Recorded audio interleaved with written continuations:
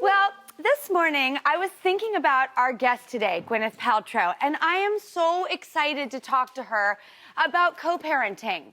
And I've learned one of the most important life lessons from my tiny existence, which is I cannot control things, because so much of the time, I just don't get that luxury of things being exactly the way I would like them to be. And I have learned that it is my reaction I can control. And we're going to talk about it when you have to co-parent and figuring that out. Not only is it an art, but it is within our control of how we deal with it with our kids. And all I ever want to do is make my kids feel safe. And again, we can't control everything, but we can have a true part in how I conduct myself within our family. And I can't wait to talk about it because it's such a big part of my world, and my kids really are my priority.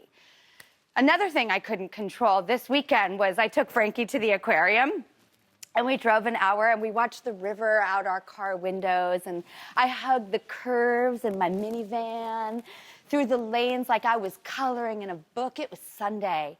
And when we finally got there, unfortunately, I didn't know you had to make reservations, and we were not able to get in because rules are rules. And that's the lesson I tried to teach Frankie. I certainly didn't want to teach her the wrong thing in that moment. But then, of course, I asked the lady if I gave her some cash, could she look the other way? And she said, "Ma'am, you can make reservations online, book your tickets," with an unmovable tone. And I said, "Oh, God, please, no, I'm not a pay or offer normally. I just thought since you were closing soon anyway, and I just think your bosses should actually know what an amazing person you are, that you will simply not break the rules." But then I was curious, has anyone else ever tried to find a clever way in when, the signs say no entry, so to speak? I love receiving a no after I've tried everything.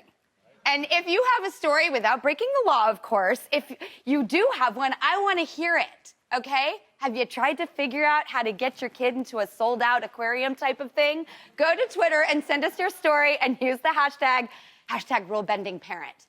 So good news, Frankie learned that things don't always go as planned and things aren't always within our control.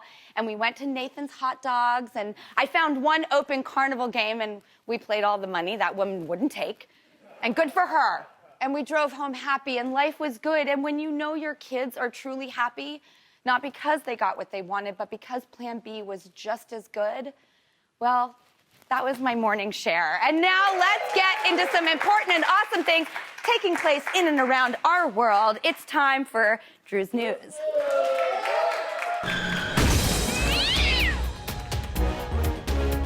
Sir, ma'am, guy!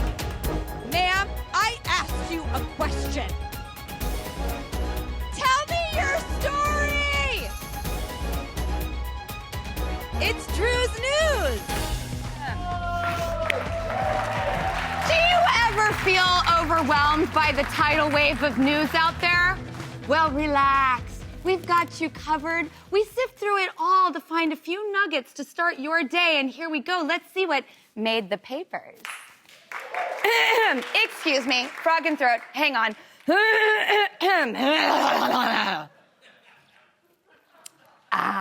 The Detroit News is reporting something that sparked my interest. Lego is going to swap out its plastic packaging in favor of paper packaging. And all because kids demanded it. However, Lego pieces are still incredibly painful to step on, and maybe they can work on that next. These kids make me feel so optimistic. I mean, Lego is a huge brand. This will have a giant impact. Reducing plastic is so important. My friend Cameron Diaz, I'm not name dropping, she just happens to be my friend. She used to get on me for the last 20 years. She was so ahead of the curve. She's always been environmentally conscious. And she used to turn off all my lights and my pool heater and tell me to go get a hybrid car. And, I've switched. I made her a promise a year ago. And I drink out of these paper water companies, which they show that the packaging is possible and they taste delicious. I really love them.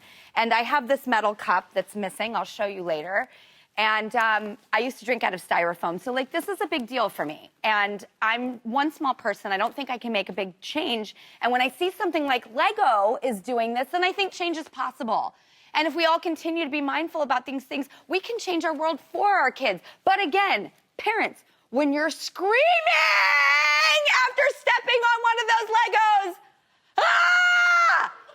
That's okay too. So moving on, our next story, because that's what happens when you step on a Lego. Ah!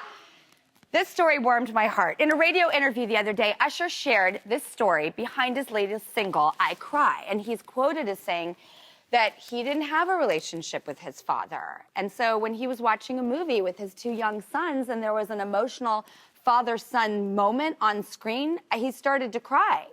And then his sons were shocked and they asked him, "Are you crying, Dad?" And he said that he took that moment to say, "Yeah, I am crying," and that it was okay. And a song was born. Thank you, Usher. We should be teaching boys that it's okay to cry at an early age. And he says that empathy can bring us all closer together in incredibly difficult times such as we're in, and I couldn't agree more. So it turns out men are crying now more than ever. Welcome to the club.